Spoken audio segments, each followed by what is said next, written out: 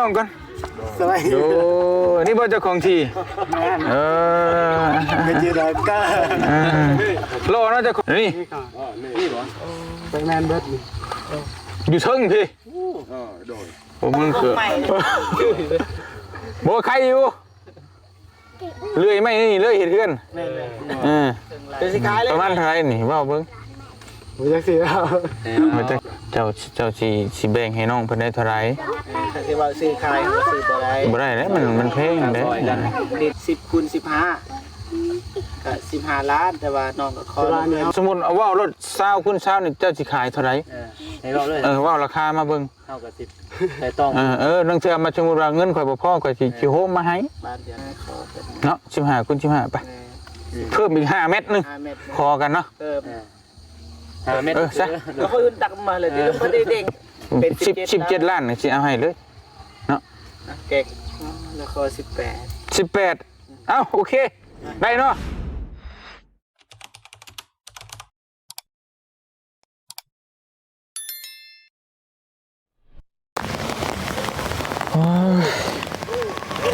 ว้ายฝนตกระบาดที่นี่พี่น้องเอ๋ยตัวพี่น้องเนาะนะกับทักทายสบายดีพ่อแม่พี่น้องเบิดสุขทุกคนพี่น้องเอ๋ยเนาะ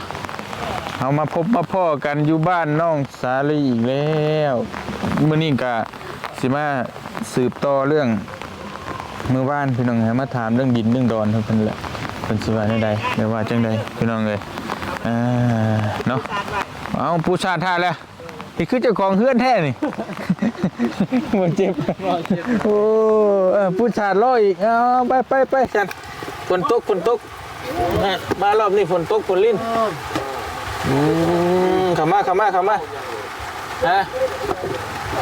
มา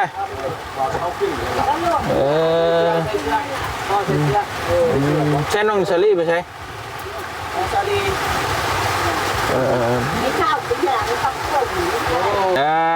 พี่น้องมาโอ้ยนะสบายดีล่ะอีนางโดยประตูสบายดียังก็นะลืมอากาศเนาะอยู่พุ่นเพื่อนอายะเอาวะไม่ได้ไปงานดองบ่ไม่ได้ไปช่วยดองเขาบ่ทางนั้นเลยได้คอยมาให้มันนอนอยู่ดีฮังกามาเนาะเอาเนี่ยมาใกล้ๆมาถามเรื่องดินเรื่องดอนเขาเป็นอะไรเรื่องดินเรื่องดอนเขามาพี่อากามาใกล้ๆพี่ปู่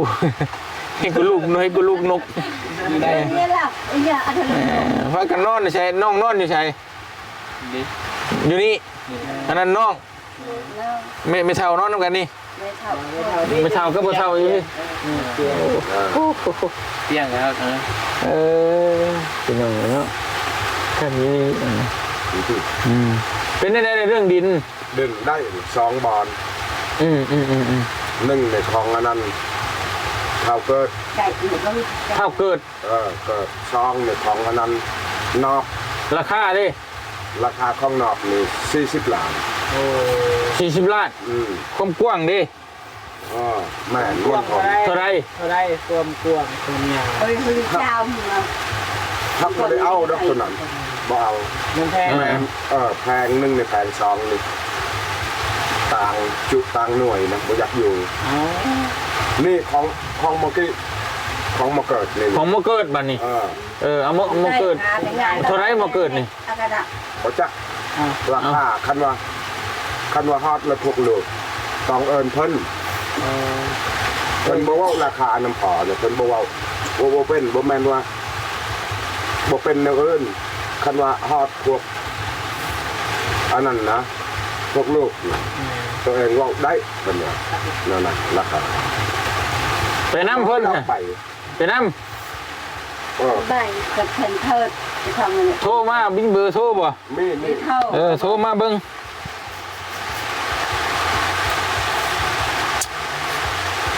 เราทักใหม่งานเนี่ยค่ะเป็นตัวกระตัดก็ตกปอดตัวดิฉันเลย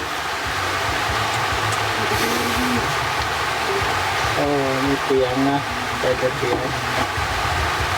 นอน โอ้มีหน่อยนอนแนวตำสินเนาะ เคยบางทีบ่ดีประมาณ เดี๋ยวตื่นไปมาโอ้เป็นหอดจิบเอาตื่นนะ น่า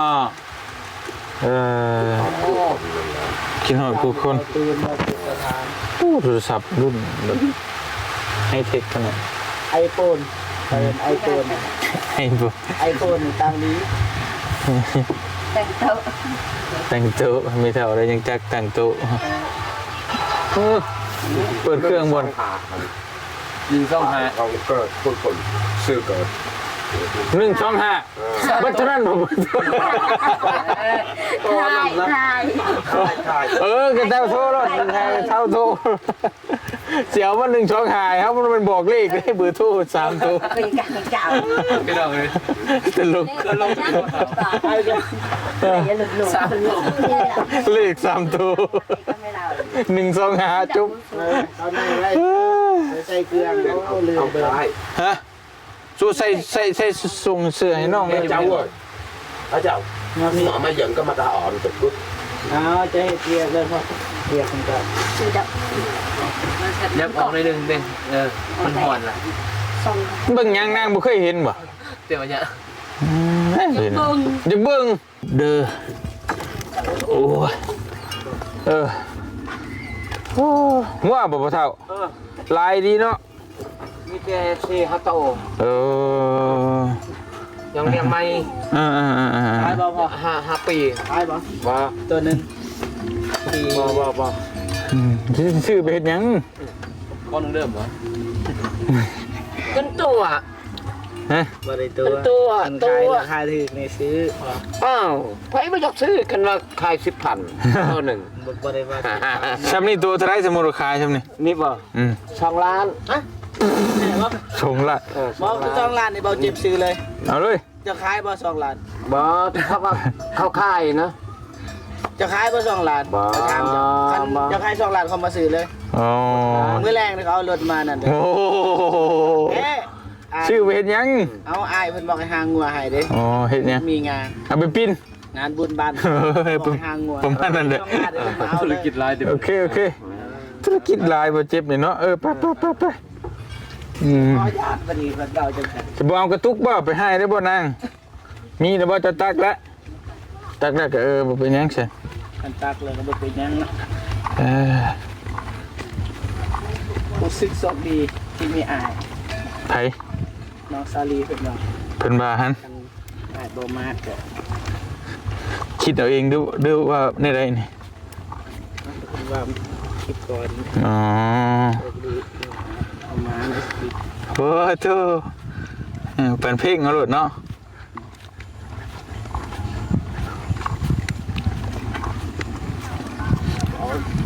เซนกุ๊บ ยังดอกเด็กน้อยบ่เป็นหยังดอก ทีมงานเฮาว่าสิเฮ็ดชวนพักให้น้องเพิ่น ชวนพักอยู่ไส ยี่เบื้องนั้น อยู่ฝั่งนั้น แม่ โอ้ เจ้าพ่อพี่อนุญาต อนุญาตแล้ว เนื้อหน้าเพิ่นนะจับทางจะกรอบ โอ้สังกะสียัดไว้อีก โอ้นำคุณ บ่คุณใส่อยู่ตกชำนี่น่ะมันบ่คุณเด้อมีประตูอีกคักเว้ยมันเป็นไรเลื่อนอัตโนมัติเรียบร้อยใส่ ใส่เนาะ ใส่อยู่ น้ำเต็มดีเนาะแต่ว่าพี่นั้นมันสิใส่เลยอีกพี่มันมาระบายเลย หึ ไปเรียนให้ขุดออกใส่ท่อระบายหน่อยนึงก่อน มันหล่นนะพอมันใกล้หน่อยนึงมันหล่นพอมันหล่นมันก็ระบายหน่อยนึงตัวน้ำขุ่นมันก็สีระบายเลยเพิ่นนะเอาท่อมาใส่หน่อยนึงแต่เพิ่นว่าให้ใส่ท่อนั่นเพิ่นคือบ่เตียงวาตวิทย์เลยเอาแบบนั้นเพิ่นว่า ใส่โทรของน้ำมัน แม่นเป็นของปลอมเพิ่นว่า เห็น แต่สำบายบัดปีหน้าก็บ่ได้กุดนี่มัน บวกไปก่อน ไปก่อน ปิดผาละไงไว้ก่อนเรียบร้อยใส่อยู่ แค่มาไหวบ่เท่าบ่เอาต้องยาวซื้อเนาะยาวแน่นึงก็พอดีแผ่นนึงเท่า4แผ่นนึง เราเห็ดหัวคักดีกว่าสวนผัก ดอกไงตะปูเพาะเราขุดเองระบายน้ำถ้าพูดเนาะน้ำเตือนมาตอนนี้ก็เล่าก็ได้ใส่ตัวนี้มันบ่ตักข้อมือ มาตักข้อมือวะนะ แม่น มีไผเนี่ยมาตักกันนี่ พบหาน ฮะ น้องฮาน น้องหานแม่น น้องหาน แม่น สองครอบครัวเนี่ย แม่น เป็นอย่างนี้เนาะ งานบ่าวน้องก็มาถ่ายอยู่ อืม น้องฮานเพิ่นแต่ว่ามื้อนั้นมันคุ้นเลยน้องก็ตักอย่างนั้นเลย อืม คุ้นแล้วฝนตกเด้อมื้อน่ะ คุณก็ต้มเอาได้อยู่ ได้อยู่มันอยู่นี่แต่ว่าตักนี่เพิ่นว่าเห็นน้ำใส่เนี่ยก็ตักอย่างนั้น ปะไปดูมันลายมันกันตองลายแหน่เลย ล็อกเปล่านุ๊กล็อกอัตโนมัติได้ประตูโอ้ประตูอัตโนมัตินะน้ำนี่ก็ใส่อยู่พี่น้องเลยถ้าว่ามันบ่ผ่านบ้านผ่านเมืองผ่านอย่างมากลงมาแต่ภูเขาเลยก็โอเคอยู่แต่นี่ผ่านจะผ่านอย่างผ่านยามาเนาะสมปีเลย เป็นส่วนอายา ปะโอเคพี่น้องเลยเรียบร้อยเรียบเนาะสบายดีดังนบมือเมารถบอก หลาหน่อยเมารถอยู่ใส่นะนางดินนะอีหลานี่หูเว้ยผู้โบมันก็ใกล้อยู่นี่พอดีนอกนั่นนึงแต่มันก็โอเคอยู่ มันก็เงียบดีนะ เดี๋ยวก็บอกไกลปันไดเนาะเข้าสีกว่าปันได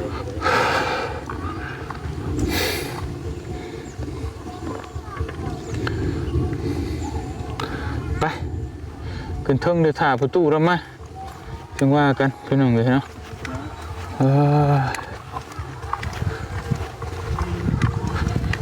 เรื่องดินตามเรื่องดินมิจะห่วงแพงๆพี่น้อง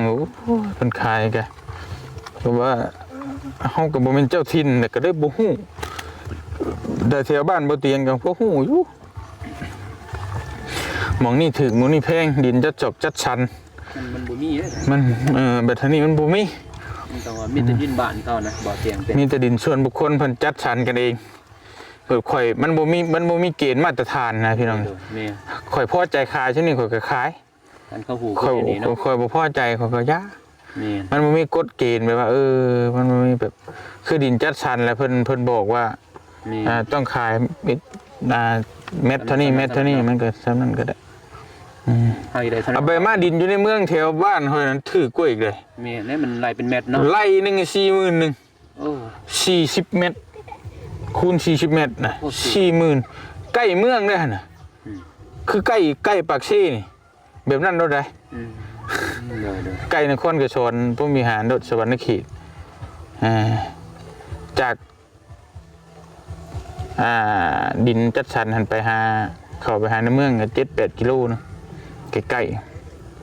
ๆแต่อันนี้พอมันก็พูดเนาะพูดเลยสาวกับต้นมันก็45 ล้านแม่นบอกเนาะมันก็เกิน 70,000 กว่าบาทสาวคุณสาวให้หน้านึงยังบ่ได้เลยซ้ำให้นั่นแหละเป็นจังได๋ปลูกเพื่อนในหลังนึงห้องน้ำเพื่อนครัวได้อยู่แต่ว่ามันเกินนะมันก็เกินเหมาะสมแบบดินกับบ้านนอกสมมันน่ะ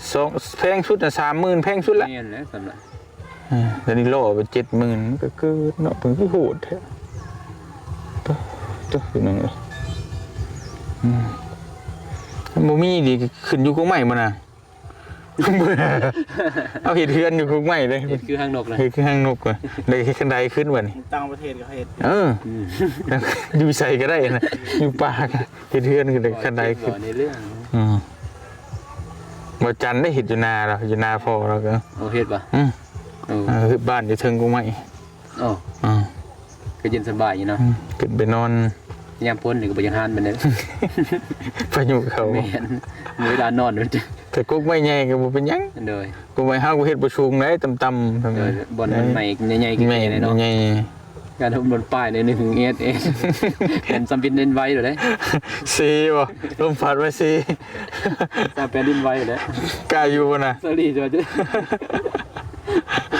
ะ ไหวได้บ่ล่ะ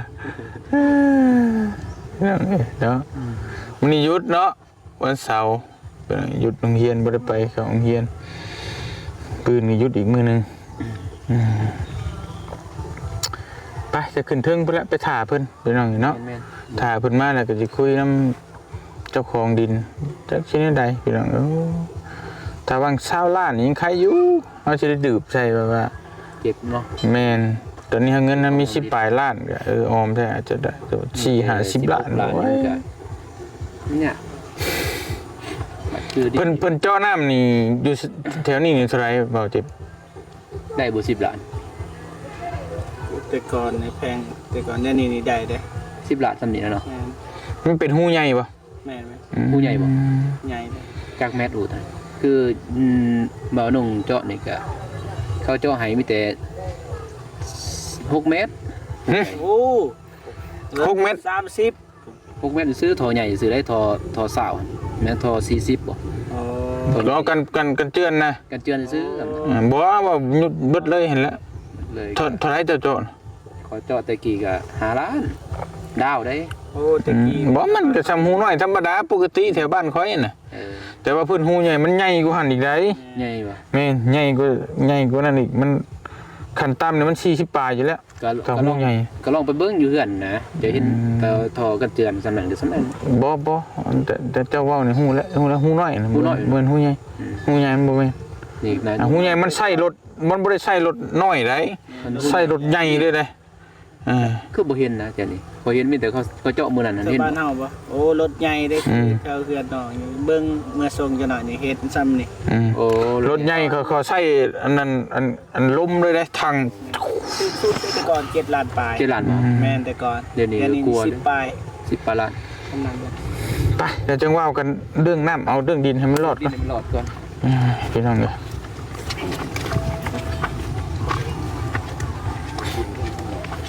ลุงทำหมดทำมือ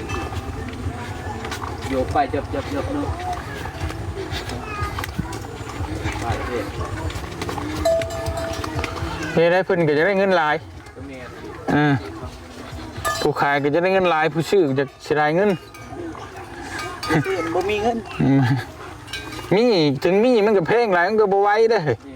เฮาก็บ่จักซื้อเลย มันมีเงินนั่นคือขึ้นมาพอขวดเขาถือเลข10ก่อน บ่ มาพอขวดโต ก็จักล้าน400ล้านเพิ่นนี่บ่พอแล้วซะ นิกธรรมดาบรรยายในนิกซอยในแดดละถาก็หัวกระปุก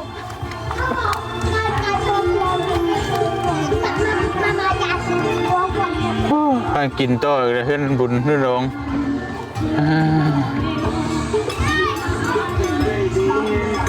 ถ้าเด็กนอนดู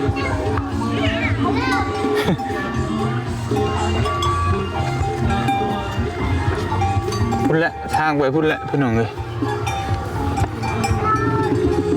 นะ ถ่ายพุ่นมากก่อนโอ้ปาดหน้ากันเลย ก่อนนะ โอ้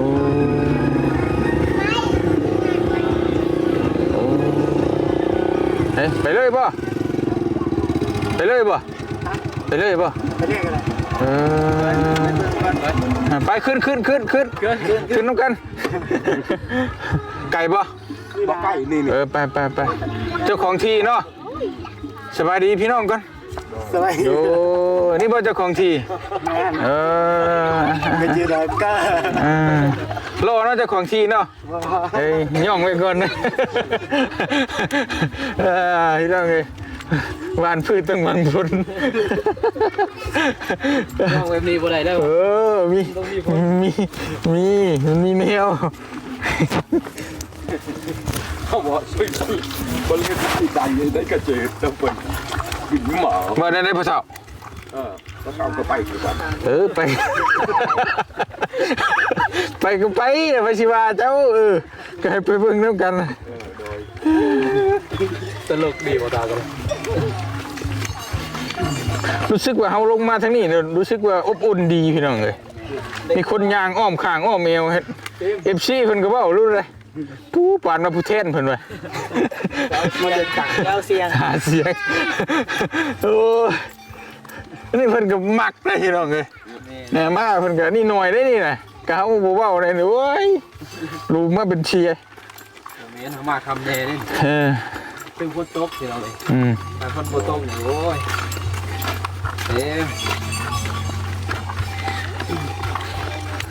โอ้มันจะไก่แน่นะ ฮะ น้องเพิ่นสิกาอยู่บ่ไก่ นอกแท้หน่อยเนาะก็ได้อยู่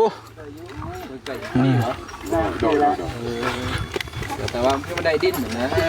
ก็สิได้ สิลำบากเรื่องไฟเรื่องอย่างนี้นะไฟมาหอดเติบต่อมากัน ตามสื่อของผม ฮะของไฟของไฟของไฟนี่ งามาแล้วน่ะ มาเปิดของมาเปิดคือมาเปิดคือมัน เพื่อ เปิด ฮู้อยู่ อะเปื้ออันนี้อะไรยังนี่อะเกิด บ่สิเกิดคือเกิด สิเกิด บ่มีอา นี่ สิเกิด นี่ของผม นี่ นี่ค่ะ นี่เหรอ ไปแมนเบิดนี่ อยู่เทิงพี่ โดย ผมมันเกิด ขั้นทางนี่ เป็นป่าเลยนี่นะ นี่เฮ็ดเฮือนอยู่เทิงนี่กงใหม่ แมน เอาแต่กงใหม่ บ่ใครอยู่เลื่อยไม่นี่เลื่อยเห็ดเพื่อน แม่น จะสิขายเลยใหม่นี่ขายกันไกลที่กับขายไหม เอามันก็ต้องเอาดิใหม่ยังดีได้ดี มันดินดงไม่เห็นเนาะ ดง มันเป็นดง กินเหล้าอ่ะเคย เอา ทำ ปลูกกาแฟนี่ ส่วนกาแฟด้วย โอ้ข้าวก็สิเอาบ่หลายแดงขอแบ่งปันน้ำเพิ่น พอได้ปลูกเฮือนปลูกซ่านนี่ซื่อนะบ่ได้ไว้ ใครจะว่าพูดแก้ไขน้อง แก้ไขที่เรา สดีคน มาลงมายิ้มอย่างเดียวเลยเว้ยเนาะเกิดนี่บ่เกิดเกิด บ่มีอา สมมุติว่าสิแบ่งให้น้องเพิ่นนี่เท่าใด เอาอยู่ได้จักแม่ 20คูณ20 โอ้ตาคนเจ้านี่กวนเด้อกัน ม ก็บ่กวงบ่ฮอดอีกตา บ่ฮอดไหลซำเนาะไหลนึงนี่40เครื่องไหลนึง เครื่องไล่ ประมาณเท่าไหร่นี่เว้าเบิ่ง บ่จักสิเอา บ่จักสิว่า ก็ว่า ให้เจอหาเนี่ยว่าการ ให้เฮ็ดเนี่ย เป็นราคา ให้ข่อยเว้าแทนบ่ ให้ หาลาดไป เอ้าให้ข่อยเว้าเนาะเจ้าบ่เว้าได้ข่อยเว้าได้ก็หาลาดตั้งคอกันนี่แหละแก้ไข กับไปสู่ ถ้ากระตังซอยกันเลยไอ้เลย ทางที่แท้ก็บ่แม่นพี่น้องกันนะ คือกับน้องสาลีแต่ว่าก็ซอยกัน เลยเพียงเขาอยากซอยเพิ่น ข่อยก็บ่มีดอก ไปคือบ่มีมันไกลเซ็ตปาน แต่ว่าอยากซอยเพิ่นพี่น้องเอ้ยเนาะเจ้าสิแบ่งให้น้องเพิ่นได้เท่าไหร่ ถ้าสิว่าซื้อขายก็ซื้อบ่ได้ บ่ได้แล้วมันแพงเด้ ดินมันแพง เราเลือกซื้อใกล้มันก็เรื่องราคาเนาะนี่ตามมาแบ่งกันนะแบ่ง มันก็สูงเด้มันสิเบิดกันได้ขึ้นบ่มันคิดบ่ตรงกันข้ามเลยกับอันบ่เจ็บบ่เมื่อกี้นี่คิดว่าอยู่ฝั่งนี้สิถมดินบ่ง่ายแต่นี่มันเสียดกันได้ขึ้นเลย เจ้าบ่ได้ต้มบัด ต่างเนี่ยก็ดินเพิ่น บ่ดินนี่มัน บ่ดินมันปลูกเฮือนบ่ได้เฮาก็ต้องเอาหม่องมันนี่นะเพราะว่าต่อจากนี้มาหานี่นู่นแหละนี่ก็แบ่งเจนึงนี่แหละเจนึงพอได้ปลูกเฮือนได้แต่เฮาก็ น้อย ต้อง เดียวดอกเบา ต้อง เศร้าซื้อ เยอะกว่าเอาบ่ ประมาณนี้มาหาหันแหล้วซาวมาหัน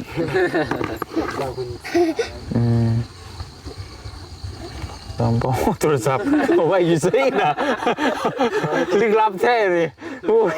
บ่คิดบ่เห็นเนาะโอ้เชื่องไม่ดีขนาดด้วยบูดบ่แล้วจักฮะอยู่เข้าไปอยู่ไหนกูพี่น้องเอ้ยเอ้ย อาเกิด ตั้ง มาไปกันถ้าไปที่ก็ไปลอยเลยแค่คอ ก็ไม่ได้ลอยติด หึ มีเขามีเศร้าคุณเศร้า เอามีงบเหมือนแหละเดี๋ยวตั้งซอยนอกนี่สิเอาก็บ่ แล้ว มี เพิ่นมาให้น้อยนึงก็มาให้นะ นี่เราไปก็เห็นทั้ง บ่ ไอ้บริกะ ดังนั้นคนตัวเปรมาสิ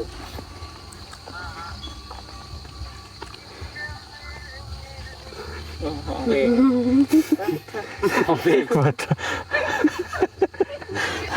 มาเกิดสาวคุณสาวมาเลย เอาวะสิ ไงโดยจำแบบแปะเสียกก็หน่อยแบบมีคอจังมาไม่หลุดมีก็ก็ไปเชื่อมก็ไปตักกระสาวลืมกูเลยน้ำก็จำเงินเลยมึงก็ลืมมา15คูณ15 เอาวะสิมันตัว น้ำมันเนี่ยน้ำไม่จัดอยู่อันนี้มีจัดคนไม่จัดกูไหลนะ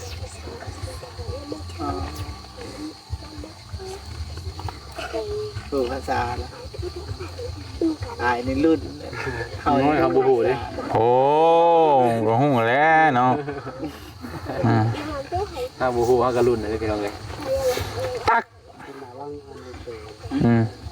น้ำมีเปกังแห่ระเบิดไปน้ำแบบนี้10 ล้านว่าภาษาเฮาก่อนก็ได้มันจะซองอันไหนมันจะซองไหนซองคุณมันจะซองมันจะซองหรือไม่ เพิ่นว่าแน่เลย เลยไหลน้ำมันจัดคนมันจัดซองมันจัดซองเอามาให้เติมมันจัดซองคนมันจัดสมมติ10กระเทินเลยให้มัน15คูณ15ได้ใช่สำนันเลยสีซื้อเลยบ่ว่ายากเลยนะมันก็จะอันไหนหลายเติมหลายมันจะซองคนมันจะเนื้อมากักไปที่พระเดมากักเลยมันไม่ห้องปลามากักที่เนื้อมากัก ว่าแน่เลย มันไม่จัดคนจัดซองบอล มือตึ๊บเนาะ มันจัดคนมันจัดซองมามันจะจัดซอง เอาเป๊ะ เป็นว่าสาวคูณสาวนี่เป็นลายเราจะขาย10คูณ15ก็15 ล้านแต่ว่าน้องก็ขอร้านนี้เฮาสิอันนั้นทางมันแปลนเลยก็ได้ว่าเป็นหยังเพื่อเขาอยู่เขายังเขาจงบ่อย่างนะ จ้างให้เลยเพิ่นน่ะ บ่ทางให้เลยอยู่ก็ว่ามันเขาจะคอน้องเพิ่นก็15คูณ15เลยซะ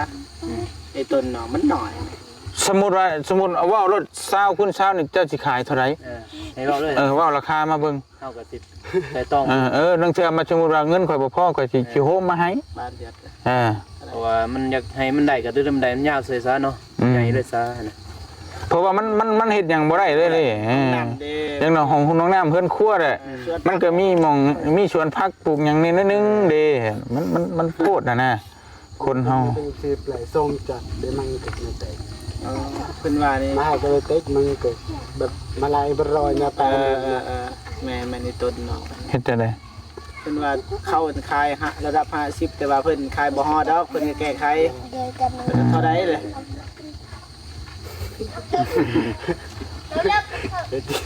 เป็นเลยก็ขายก็อันนี้ไปจัดมันเกิด30 30 ล้าน ลุงอะไรบ้างก็บอกได้เนาะแล้วแต่เพิ่นเอาก็ สาวคุณสาวว่าในเกลือยังไงแต่ก็แบบอีบรอยในคัน15คูณ10คูณ15นี่10ใช่15 ล้าน แต่ว่าคัน15คูณ15นี่นะขอเป็น เนาะ15คูณ15ไปเพิ่มอีก5เม็ดนึง 5 เมตร พอกันเนาะ 5 เมตร ซะ แล้วเขาตักมาเลยดิไม่ได้เด้งเลย เพิ่มให้15คูณ15ก็ให้17ล้านไปเนาะ เอาเพิ่มอีกนักคอกันนะ ด้านคอเนาะ ไปซอย แล้วว่า10 คูณ 15 10คูณ15นี่15 ล้านบัดนี้ก็เพิ่มคออีก5 เม็ดนะเพิ่มก็17 ล้านสิเอาให้เลยเนาะ แก้ไข ไปน้อยเดียวนึง5 เม็ดนึง อารมณ์ดีเอาให้อยู่คิดว่า ยิ้มเลยอยู่เนาะ บ่มันกระเทินเด้ให้มันนี่ช้าทางหน้านี่15ยาวไปก็15 แม่นเพราะว่าเพิ่น มันก็บ่ได้หลายปานนั้น มั นะ กช่วยเหลือคนอยู่ ก็นั่นแหละช่วยกัน เพราะว่าเพิ่นไปซักยาอย่างแต่ละเทื่อบางทีบ่ได้เอาเงินกันนี่ มาสายซักบ่นี่นะโอ้โห เป็นอั โอ้ นนี้ หมอยาเนี่ย หมอเป็นหมอ แท้ พันห เพิ่ ม น อ ไป เลย ซอยคน ก็นั่นแหละน่ะเอาบุญน้ำกันเนาะ แม่นเอาบุญนำกันเฮาก็ ได้แต่ว่า เป็นบุญนำกันวิน 17 ล้าน น้ำบัก ไอ้ข้อ5เม็ด ขออีก5 เม็ดหนึ่งนะ ซื่อๆนะ มาไม่ได้ซื้อไอ้ นึ่งตั้งหมูกเราอีตักหน่อย เพราะมันอยากหอมบ่แต่เฮาปลูกเฮือนมันก็สิบ่มีฮอดอันนี้นะเวลาเฮาเฮ็ดหัวแล้วมันก็มันห เจ อ อ ม แล้ ดี วอร่อยก็ไป ทำ15คูณ15น่ะพอได้อยู่ เบาๆก็ได้ นึกว่าสักจังเรือตะกาลซะ แล้วข้อ18 18เอ้าโอเคได้เนาะ จับมือ มาเอาแล้วเจ้าโคได้กันได้ไป15คูณ15ไปขึ้นไปเบิ่งบัดนี้เฮ้ยไม่เอาขึ้นได้บ่เว้ย ได้ปะ ได้บ่ให้เปลี่ยนใจเด้คันเฮาไปเบิ่ง บ่แล้วเว้ากันมันถ่ายไปทั่วโลกได้จะเว้าผู้ใหญ่เป็นผู้ใหญ่เนาะเป็นหยัง คันเฮามาเที่ยว 18 ล้านพี่น้องประมาณ18 ล้านนี่สิเวลาเล่าเกือบประมาณ 30,000 บาทแม่น 30,000 ประมาณพอแก้ไขได้แต่ปัญหามันเฮาชีวิตขั้นใดขึ้นบ่เฮ้ยบัดนี้ นี่ทางนี้คือทางนี้ สูงก็สูงคักสูงแน่บ่ต้องยากถมอีก ขึ้นทางนี้ก็ได้ โอ้ มีทางบ่ ทางขึ้นดู โอเคพี่น้องเอ้ย ขึ้นน้อย นี่ดีใจเอานี่ขึ้นเลย ขึ้นเลยบัดนี้โอ้ตัวเว้าแว่งๆเลยบัดนี้ปอคักอีหลีพี่น้องเอ้ย เป็นดงเนาะ เป็นป่าเลยโอ้อยู่ใกล้บ้านบ่เตียงนี่สิซื้อเอาคักอีหลีนี่เนาะ ทางคืนนี่มีเสียงนก โอ้มันก็บ่ว่าตะนกตะนูมันก็มีฮอดเสือบ่มีบ่มีดอกเนาะ โอเคได้อยู่ พี่น้องเอ้ย บ่มีร้อนติ บ่มีร้อนติกัน มันเป็นป่าแต่ว่าคัก จะว่าจังซั่น 15คูณ15ก็พอดีงามแล้ว ตัวนี้งามเลย พอดีงามโอ้ กกไม้นี่ นี่หอดกกใหม่ใหญ่ บ่ฮอดพ่อเฒ่าบ่ฮอด บ่ฮอดดอก15คูณ15ไปเอาจังอันนั้นมัน40 เมตร50 ประมาณกกไม้นี่แหละนี่ประมาณนี้ได้แล้วนี่ก็พอแล้ว ว่าสิทางให้ บ่ทางก็มาทางนี่แล้วช่วยกันเนาะ นี่แหละทาง ดีใจอยู่เด้อ ปั๊มบัดนี้ เอาไปทางเอง นั่นแหละก็ผากพังเจ้าไปเดี๋ยวจงลงมาว่ากันบัดนี้พอดี 30,000 บาทพี่น้องไอ้ดินนี่ เพื่อนน้องซาลี ดีใจกัน เป็นจะกองดินเป็นจะ โอ้ เลือกต้นเนาะ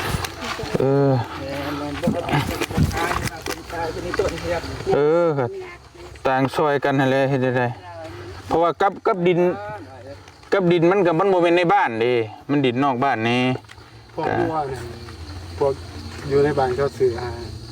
เจ้าคนเจ้าก็อยู่ตึงอันนั้นใกล้บ้าน บ่ เขาสิ50เลยมาขายแบบ แม่นแต่เว้าเรื่องนั้นมันถ้าเว้าเรื่องคนสมมุติว่าสมมุติว่าเฒ่าแก่เฒ่าแก่จีนมาซื้ออีกแบบนึงได้มั้ยเป็นร้อยก็มีเฮาเว้าได้แม่นบ่ล่ะ ใหม่ที่เป็นรอย แต่ว่านี่เว้าเพิ่นคนในบ้านกันเองขอกันหั่นนะ ไม่เป็นรอย เพราะว่าเฮา ที่ไม่เป็นรอยไม่ก่อนเป็นรอยเนี่ยมาพันเป็นรอยกินมาโหด สบาย ใจสบายใจ เราเลยได้ดีใจดีใจ มีแต่เฮาก็เรื่องเงินก็เป็นปัจจัยส่วนหนึ่งเนาะแต่ว่าเรื่องมนุษย์เรื่องช่วยกันนี่ก็เฮาบ่อาจหัวอนาคตได้อนาคตว่ามันเป็นจังไดบางเทื่อเฮาก็อาศัยต่างคนต่างอาศัยกันเนาะมื้อนี้จะช่วยเขาก็มื้อหน้าอาจจะเขา ในแต่อาจจะมีแนวอาศัยกันอยู่หั่นนะเฮาก็บ่แน่ จะบ่แม่นผู้นี้แต่ว่าผู้อื่นมาซอย แม่นเจ้าก็เอาบุญเอากุศลนำหั่นแหละคือจะข่อยแฮงเต็กแล้วก็บ่ได้หยังก็อยากช่วยก็เห็นคือที่นั่นแหละ อยากซอย อยากช่วยดียังบ่ได้หยังเลย แกงฟ้ามาพี่น้องอยากซอย โอเคเนาะ โอเค โอเคเลย โอเค โอ โอเค โอเคเลยมีแต่ว่าบืนเฮ็ดแต่ใดเพิ่นเฮ็ดกันแบบใดนัดในบ้านมาเนาะเพราะบ้านน่ะมาจดใบซื้อขายแล้วก็ใบมอบกรรมสิทธิ์บ่แต่ว่าต้องเฮ็ดนะ โดย ต้องเฮ็ดต้องแจ้งในบ้านมาอย่างน้อยมีใบกรรมสิทธิ์ให้เพิ่นใบมอบเพราะว่าเฮาเว้าแต่ปากก็ชื่อบ่ได้ บ่ได้พอบาทบ่ทันจัก ก็ต้องให้ในบ้านมาเซ็นให้แล้วก็มอบให้น้องเพิ่นเพราะว่ามันคักแน่เดี๋ยวอนาคตมันยังไม่มีปัญหานะ เสียนสบายแบบ เป็นกลาง กับหลักการ เท่ากับสิแม่ทาง มัน สิทางเอง แต่แปลกมาเซ็ตมาอีก แม่นแล้วก็มาเทกว่าเข้าไป15ยาว15แล้วก็ขุดลักไว้ แมน แค่นั้นแหละก็จบมันจังบ่ก็ได้เขียนใช่ในหั่น15คูณ15เฮาก็ส่วนตัวนี้เพิ่นทำความสะอาดไปแทงทางอิหยังก็ได้ส่วนว่าเจ้าทางบ่ทางก็บ่เป็นหยังดอก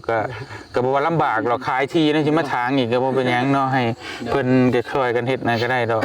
เฮ็ดจังได๋ซั่นน่ะ คันว่าปั๊มบ่ได้มีแต่5เพิ่นนั่นแหละก็เป็นเชี่ยวชาญ มีจักรติ แม่นบ่ตัวนั้นเฮาก็จังว่ากันอีกเทื่อนึงเนาะ ก็หาว่าหาซื้อดอก แม่นมีแต่เฮาก็นั่นก็ ซื้อได้ ก็นั่นก็จังสิจ้างเพิ่นอีกเทื่อนึงมาไม้ตอกขอบตาตัวนั้นมันนี่ก็นะมีแต่ว่าแดนเจ้าชุดฮอดใช้ซั่นน่ะ เดี่ยวดู ฮอดหัวน่ะมานี้เนาะแล้วก็ให้จากแดนนั่นแหละนับจากแดนมานี้แล้วก็จังอันนี้พี่น้องเนาะให้มันติดกันเพราะว่าเอาอันพอดีทางให้มันแปดนี่ให้มันเห็นกับบ้านนะแต่ยังเป็นญาติเนาะอยู่ไกลอะไรก็ได้หน่อยก็บ่ไกลไปได้ดอกแต่ว่ามันก็ ให้ลงเลยลงเลย60 เพราะว่าเฮาก็แบ่งเอาเจนึงแหละเอาเจนึงมาต่อไปทั้งอ้ายเพิ่นจะขายอย่างนั้นก็เรื่องแล้วแต่อ้ายเพิ่นอันนั้นก็เป็นนั่นเพราะนะเพราะว่าเฮาต้องเอาเจนึงนี่แหละบัดที่เหลือไปฮอดพุ่นก็ว้าโตยังมีเงินเด้เนาะก็มักเลยธรรมชาติเพิ่นนี่ข่อยมักป่าเด้ถ้าข่อยได้ข่อยสิบ่ทาง ปลาเลย ป่าเลย เพื่อนอยู่ เฮ็ดเฮือนอยู่ในอีหลีเจ้าบ่เบิ่งหลังเฮือนข่อยชื่อมาปลูกกกไม้น่ะข่อยอยากได้คนเมื่อจะปากเช่ไปฮะ เสียส่วนหลังบ้าน แม่นเห็ดมันเป็นป่าข่อยมักเลย แล้วก็ นอนอยู่พื้น แล้วก็มีห้วยแล้วก็กอแล้วก็ปล่อยน้ำนะครับกัน เอาห่วยมันจะใช้ป่า ไปเฮ็ดสร้างเอง โอ้สร้างห่วยเองเลยโอ้ยก็บ่ เคยมีนะอยู่หลังบ้าน ก็ว่าจังเว้ากันอันน่ะ เสียด้วยพี่น้องอยู่ เนาะโอเคพี่น้องเนาะเอามีแต่สรุปกันพี่น้องเอ้ยเนาะในราคา18ล้านพี่น้องเอ้ยทั้งนาบ่าวเพิ่นก็บ่าวเกิดเนาะเพิ่นก็บ่ได้ว่าแบบเว้าเรื่องขายเด็ดขาดใช่เว้าเรื่องการแบ่งปันแบ่งให้เนาะ แม่น ถ้าขายอีหลีมันก็กลัวหันว่าซั่นนะพี่น้องแต่นี่เว้าเรื่องแบ่งกันก็หลีกแล้วเด้อล่ะเด้อเอาเราลงลุ่มพุ่นเลย จังใดก็ขอบมุกขอบใจหลายๆเด้อทางบ่เกิดที่ซอยเนาะพี่น้องเอ้ยทางพี่น้องเพิ่นเบิ่งอยู่ก็คือสิทราบซึ้งในน้ำใจของเจ้าได้แบ่งปันกันก็เพราะว่าข่อยก็หามาหลายหม่องหลายบ่อนเพิ่นก็เว้าเพลงแล้วก็หม่องมันเพลงนี่กับมันบ่นั่นกับดินบ่งามบ่หยังแน่กับมันหลายอย่างหลายแนวกับมันไกลโพดบางม่องนึงก็มันก็ถึกอยู่แต่มันอยู่ไกลบ้านเพิ่นก็บ่จะมันสินะก็ให้น้องเพิ่นไปอยู่มันก็บ่ไหวกับอันนี้ก็พอดีอยู่ใกล้เขตเก่าเพิ่นเคยอยู่นี่แน่เนาะพ่อเฒ่าเนาะเพิ่นก็เคยอยู่หม่องนี้นะ เขาเป็นกันอยู่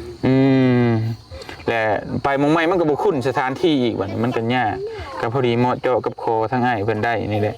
แบ่งเอาเจนึงเจนี่แหละพี่น้องเอ้ยแล้วก็เฮาต้องคอยว่าดอกทำความสะอาดนั่นพี่น้องเนาะแต่พอดีเลยก็อยู่ทึ่ง ทึ่งกินก็ปุ๊บเพื่อนไปก็จะหอค่อยเลยนะเห็นมัดนะมื้อนี้โอ้เห็นวิวทิวทัศน์เลย น้องคิดว่าดันลุงมันสิไปทบดิน โอ้เท่านี้นะทุมเอาเจ้าโล่มาชุกกับปีนึงสิได้ปุ๊บเพื่อนได้บ่นี่นะมันก็บ่ไหวดอกนี่มันบ่ไหวพี่น้องมันเฮ็ดหยังบ่ได้ดอกมีแต่ปลูกกาแฟหยังไปซื่อมีแต่บื้นน้อยเนาะ บื้นจังนัดกันพี่น้องเอ้ยจังไดก็ขอมุกขอบใจหลายๆพี่น้องเอ้ยนะบ่เตียงก็ถือว่าโล่งใจพี่น้องเอ้ยขอมุกขอบใจขอบุญขอบคุณหลายๆเด้อ FC เด้อพี่น้องเอ้ยทั้งเงินบ่เตียงก็ยังบ่พอบ่ได้ก็สิดึงใส่ได้เพราะเงินน้ำบ่าวน้องมีอยู่14ล้านปลายเกือบ14ล้านปลายเนี่ยน้องบ่าวน้องเนาะ 4 ล้าน4แสน50,000 แม่น14ล้าน4แสน50,000กีบเด้ออ้ายเพิ่นว่า18ล้านบัดนี้ก็ทางบ่เตียงก็สิดึงใส่สิตื่มใส่หั่นแหละเพราะว่าอยากให้มันได้นะเนาะมันบ่พอก็สิเอาเงินบ่เตียงเองแหละตื่มใส่ ทีมงาน แม่นรวมกันพี่น้องเอ้ยจังให้ได้อยากช่วยอะไรอยากช่วยลีโลพี่น้องนี่เนาะอย่างน้อยก็ให้น้องเพิ่นได้ที่มีมึงอยู่มึงเศร้าแล้วก็จังว่ากันอีกดีใจบ่นะ ดีใจ ดีใจบ่ ดีใจ จะทางได้บ่ป้านี่ฮะได้บ่นี่กกไม้มือ ได้ ได้อยู่โอเคบ่เป็นว่าให้ทางกกใหญ่ๆเลยบ่ก็บ่ว่าดอก หน่อยๆเนาะ เนาะได้บ่ประตูพ่อเฒ่า ได้ ได้บ่ ได้ สู้ตาย โอ้เสียงหัว คักพี่น้องเอ้ยจังว่ากันเนาะก็โอเคแล้วปิดจ็อบอยู่ที่18ล้านเป็นเงินบาทก็ประมาณ 30,000 บาท แม่น ถามว่าสำหรับเฮาที่เคยซื้อมาก็ถือว่าบ่ถูกบ่แพงก็ถือว่าก็คำสิคิดว่าแพงก็แพงคิดว่าถูกก็ถูกเพราะว่ามัน 30,000 นี่ก็เติบนึงอยู่ แม่น แถวบ้านค่อยว่าละดินจัดสรร40คูณ40เมตรก็40,000 บาทนึงเด้อ